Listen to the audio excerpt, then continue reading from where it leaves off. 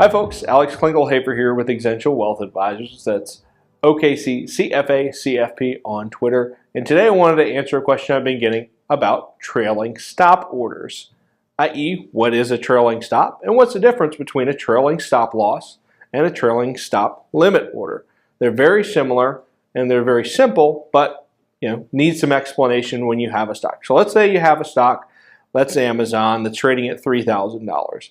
A trailing stop is typically a stop order, i.e. an order when the market drops that follows your position upwards. You continue to hold the stock and the trailing stop continues to rise in price as a percentage of the stock. For example, you might have a 10% trailing stop order.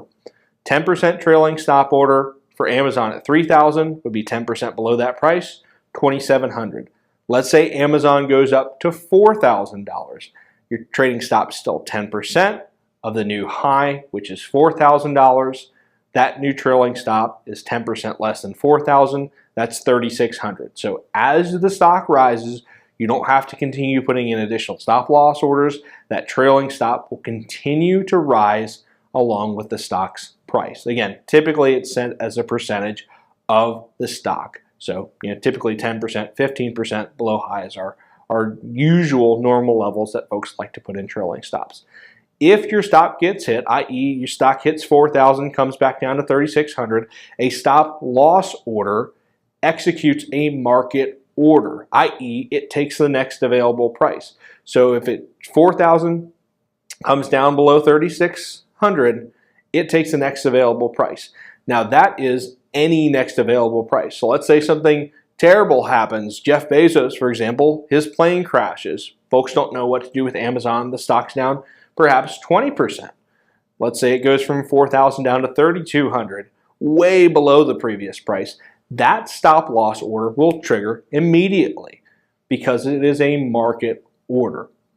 The difference between a trailing stop loss order and a trailing stop limit order is the order type. With a limit order, not only do you have a trailing stop percentage, but you also set a limit for your price. A typical limit order sets a price at which you will not be executed worse than that price. Following our example, our stock hits 4,000, Amazon drops back down to 3,200. If I have a limit price of, let's say, $3,500, that order will not execute because I entered a limit order which says I am not willing to accept less than $3,500 for the stock. If it takes a momentous drop, I'm just going to keep it. I'm going to wait for the market to settle. I'm not just going to sell as soon as it hits my stop at the market.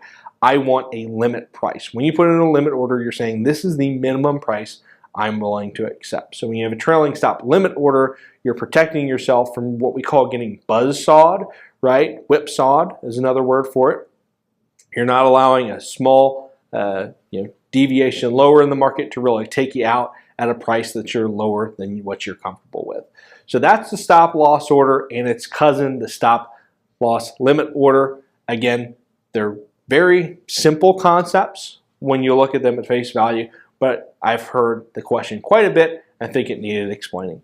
If you want some additional information about trading strategies and market technicals, feel free to follow me on Twitter. As always, it's OKC CFA CFP. Until then, I'm out.